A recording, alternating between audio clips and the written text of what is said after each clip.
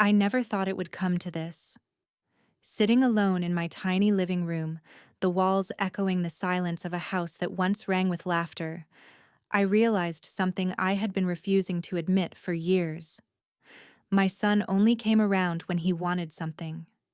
And what he wanted, more than anything else, was my pension. I remember the first time it happened. I had just received my small pension check after decades of working in a factory, my hands raw and tired from years of labor. I thought my son Mark might stop by to see me, maybe even just to share a cup of tea. But he didn't tea. That week, I heard nothing. Then, one morning, there was a knock at my door. There he stood, with that familiar half smile and a casual air, as if he belonged there. "Hi, Mom," he said. "Can I borrow some money? Just until next week." I froze. My stomach sank. Something about the timing was too precise, too convenient. And then it hit me he had never visited me just to talk, to check in, to see how I was. He had never come over when I was sick, or when I baked his favorite pie, or when my birthday came around. It was always something he wanted, always a favor, always my money. At first, I tried to brush it off. Maybe he just needs some help, I told myself. I had raised him alone after my husband left, and I had always been proud of how hard he had worked in school, how independent he had seemed. Maybe, I thought, I deserved to help him now. But as the years went by, the pattern became painfully obvious. Mark would call or appear at my door, only when his car broke down, or his rent was due, or when some other financial emergency cropped up. Each time he acted as if he was entitled. Each time I felt that familiar sting in my chest, the realization that my presence, my love, my years of care didn't matter. Only my pension did. The first real heartbreak came on a Sunday morning. I had baked bread, not that I expected him to care and was hoping he might stay for lunch. But no, he showed up, barely acknowledged the smell of the oven, and immediately asked for money to cover his overdue bills.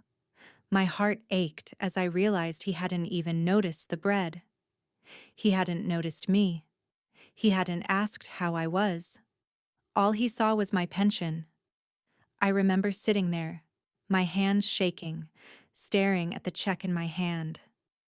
I had worked so hard, sacrificed so much. Every morning, I woke up before sunrise to clean houses, to cook, to make sure we had food on the table. And now, in my old age, my son treated me like a bank account, like my love and care could be cashed in whenever he wanted. The worst part was how smoothly he acted. He was charming when he needed to be, patient when I hesitated, persuasive when I tried to refuse. "Mom, I wouldn't ask if I didn't really need it," he would say, and I would want to believe him. But deep down, I knew the truth. Deep down, I felt the betrayal like a slow poison seeping into my veins. It was during one of these visits, as I handed him the money yet again, that I finally had a moment of clarity. I looked at him, really looked, and I saw the truth reflected in my own eyes. I had been living my entire life trying to be the perfect mother, always giving, always forgiving, always sacrificing. And for what? For a son who only saw me as a source of funds, not a person, not a mother, not a human being with feelings. That night, I couldn't sleep. I stared at the ceiling, thinking about every holiday, every birthday, every small gesture I had made that he had taken for granted. And for the first time in years, a thought began to grow inside me, fragile but determined. Maybe it was time to change everything. I knew it wouldn't be easy. I knew the guilt would eat at me, the whispers of am I being too harsh? But I also knew something else if I didn't take a stand. I would spend the rest of my life being used, being invisible, being valued only for my money. The next morning, I decided to test the waters. I pretended nothing had changed. I greeted him warmly, smiled at his jokes, even offered him tea. And then I waited, and I watched. And I noticed how quickly his attention shifted to my wallet, his casual charm slipping just a little when he realized I wasn't immediately handing over cash. It was a small moment, but it sparked something inside me. I began to see the pattern clearly, to recognize the manipulation, to understand how he had been trained unconsciously perhaps, but still deliberately to think of me as a pension machine, not a mother. And as painful as it was, I realized I had a choice. I could continue as I had, quietly suffering, allowing him to drain me, allowing him to take without giving. Or I could stop. I could assert myself. I could reclaim my dignity. And that S when I made the decision. I wasn't going to be his ATM anymore. I wasn't going to be invisible anymore. I wasn't going to let the years of sacrifice mean nothing. I would change everything not out of anger, not out of revenge, but out of self-respect. Little did I know, that decision would set off a chain reaction that would turn my life upside down. It would challenge my patience, my courage, my very understanding of family. It would force me to confront not only my son, but myself, my boundaries, my fears, my long suppressed strength. And as I sat there that night, thinking about what was to come, a strange calm washed over me. For the first time in decades, I felt in control. I felt empowered. And I knew, deep in my heart, that whatever happened next, I was no longer the same person who had allowed herself to be used and overlooked. I was ready to change everything. I didn't sleep that night. Not because I was anxious exactly, but because a quiet storm was brewing inside me. For decades, I had believed that being a good mother meant never saying no, never putting myself first, never making waves. But now, for the first time, I realized that my kindness had been mistaken for weakness. And if I wanted to survive emotionally, mentally, financially, I had to draw a line. The next morning, Mark showed up as usual, coffee in hand and that easy smile plastered across his face. He greeted me with a "Hey Mom, how's it going?" That sounded just a little too practiced, a little too rehearsed. I smiled back, tried to act normal, and invited him in. He glanced at the tea I had prepared, nodded approvingly, and then, as expected, leaned forward. "So about last month's rent," he started casually. "I could really use some help. Just until payday." I froze for a moment, letting silence fill the room. He frowned slightly, clearly expecting the familiar nod, the familiar check being handed over like clockwork. But I didn't move. I just looked at him, really looked at him and said, calmly, "No, Mark, I can do it this time." I watched the reaction carefully. His frown deepened, confusion flickering across his face. "Mom, come on. You know I don't have anyone else. You're my mother." I swallowed the lump in my throat and held my ground. "I know. And I'm your mother. But I am not your ATM. I want to keep giving you money every time it is convenient for you. You need to start taking responsibility for your own life." The room went silent. He didn't know how to respond. I could see the panic behind his eyes, not the panic of someone facing real consequences, but the panic of someone realizing that the easy access to my pension had suddenly vanished. You're serious?" he finally stammered. "Mom, I don't understand. I thought you'd always help me." I took a deep breath. "I have helped you, Mark. I have always helped you. But I won't anymore. You need to learn to stand on your own." He sat there, fuming quietly, muttering under his breath. I could feel the tension thickening, the invisible wall I had built between us. And yet, strangely, I felt lighter than I had in years. For the first time, I felt that my life belonged to me again. The backlash didn't take long to arrive. That evening, my phone buzzed relentlessly. Texts, calls, messages from him and even from my sister, who had always been close to Mark. "Are you sure about this?" they asked. "Don't you love him? Be careful. You don't want to push him away." Push him away? I laughed bitterly to myself. I hadn't pushed him away. I had simply stopped letting him use me. There was a difference. But no one seemed to understand that. They thought love meant blind obedience, unconditional financial support, and self-erasure.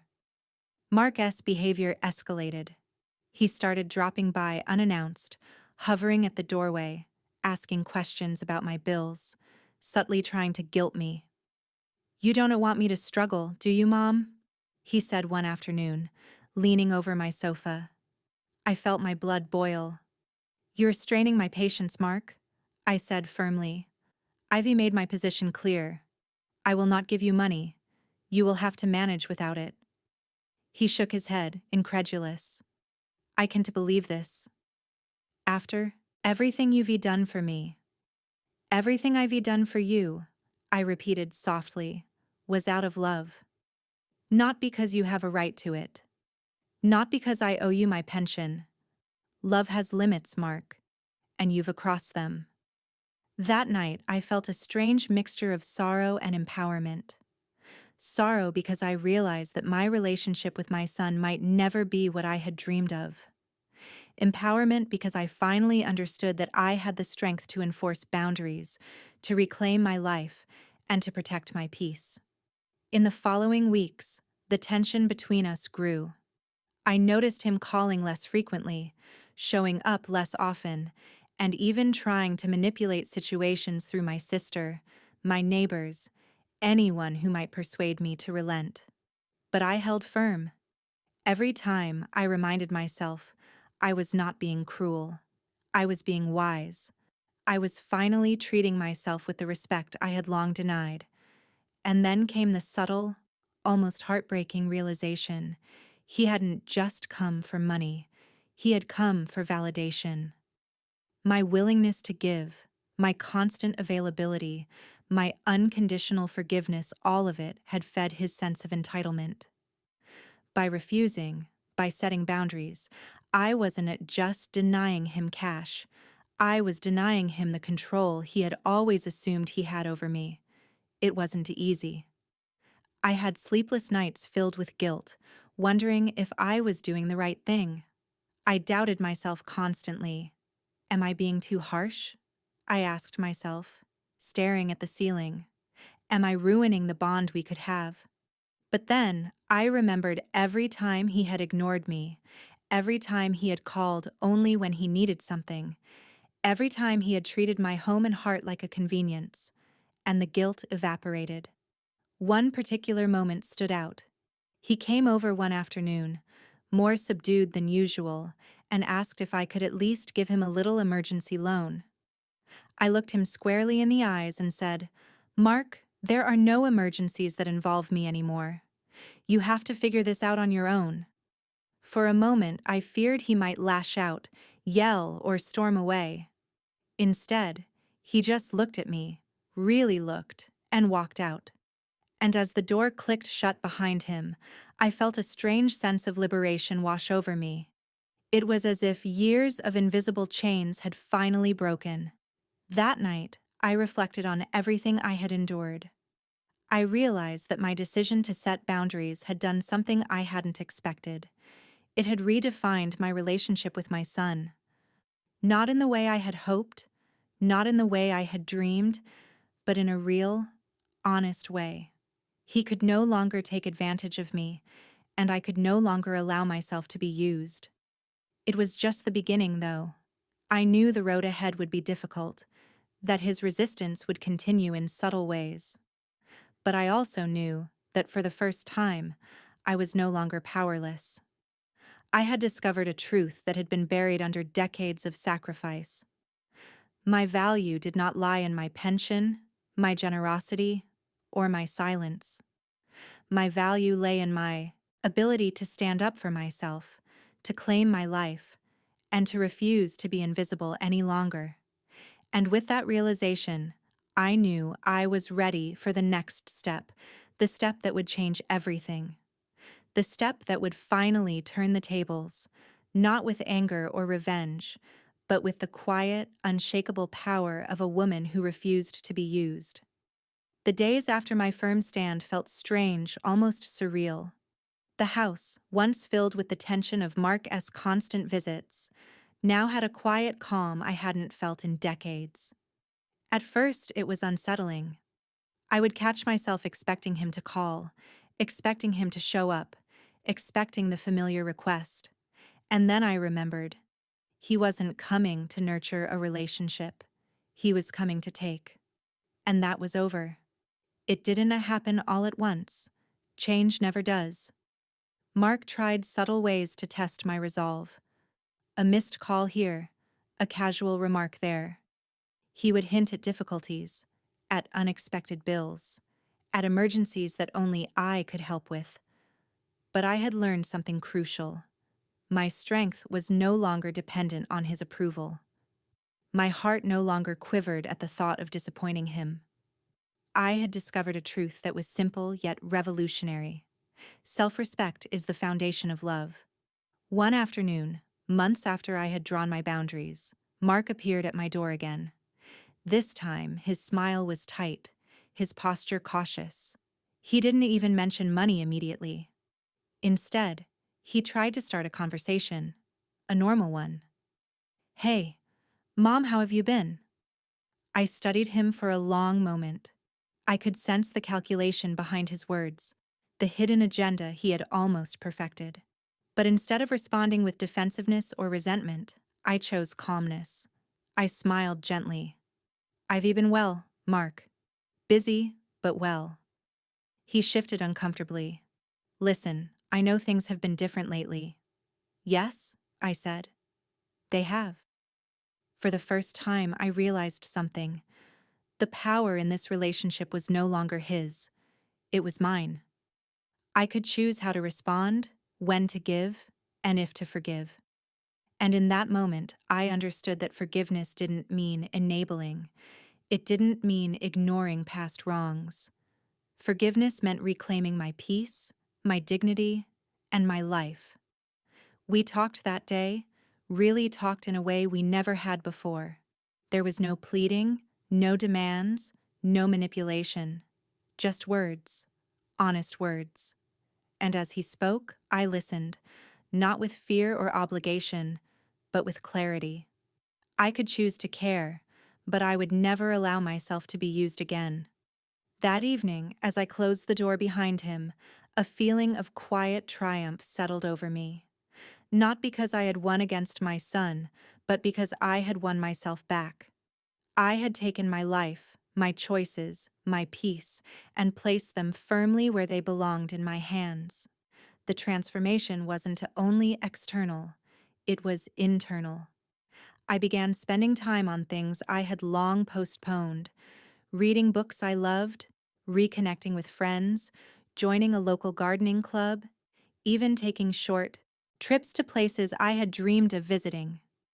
Each day I felt lighter, freer, more alive. I realized that the years of being used and overlooked had taught me one invaluable lesson.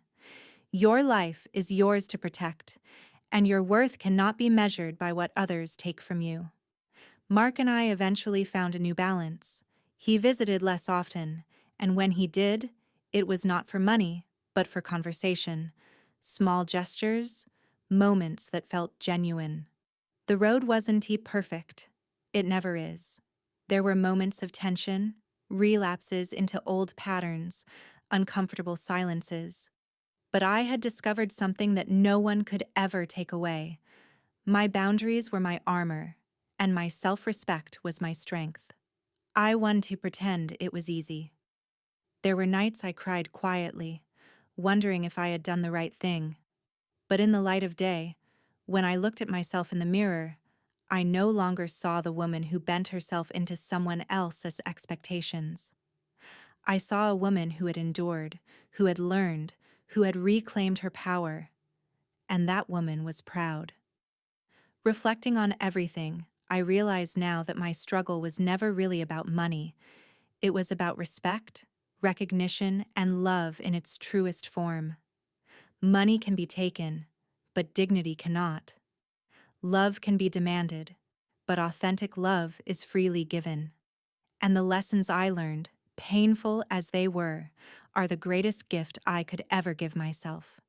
I want anyone listening to this, anyone who has been used, manipulated, or overlooked by someone they love, to hear me clearly. You are not powerless. You are not defined by how others treat you. Your life, your choices, your peace, these are yours to protect. And when you finally draw your line, when you finally say enough, something remarkable happens. You are free. Freedom isn't loud. It isn't dramatic.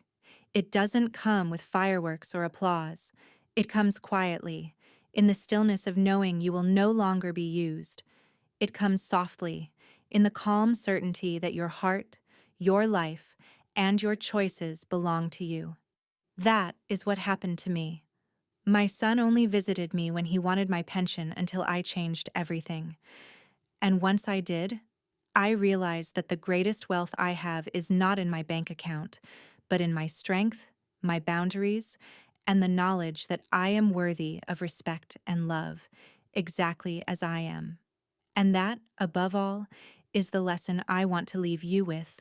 Protect yourself, value yourself, stand firm, because no one else will fight harder for your life than you will. And when you finally do, the quiet power you discover will transform everything: your relationships, your peace, and your soul.